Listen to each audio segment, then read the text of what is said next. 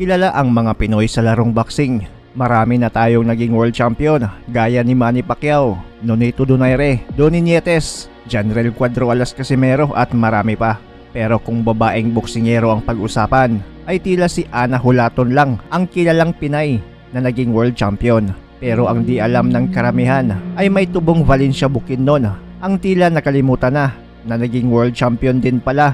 Ito ay ang pinsan ni undefeated prospect Winnie Verano, ang alias Shark 2 na si Marnel Verano. May 8, 2015, pinadayo sa bansang Australia itong si Marnel Verano para harapin ang Noy Australian undefeated prospect na si Sylvia Scarper para sa 10 rounds na laban para sa bakanting Women's International Boxing Association World Super Flyweight title. May record ang Australian na 4 wins, 0 loss, 1 via knockout, habang 5 wins, 2 losses, 2 via knockout naman si Kabayan. Kung record ang titignan ay dihado agad si Verano. Undefeated ang kalaban, dagdag mo pa na isa pa siyang dayo.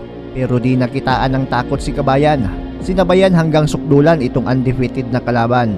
Isang madugong laban ang nasaksihan ng karamihan at tinuturing pa ng iba na fight of the year daw talaga ang kanilang nakita.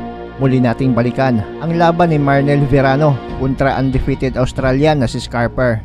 Ang madugong laban na kung saan naka-upset si Kabayan ng panalo at naging world champion sa laban na to. Round 1 ay agresibo agad ang Australian. Maagang palitan ng mga kombinasyon ang makikita. At sa round 1 pa lang ay ilang beses na agad na alog itong undefeated na kalaban.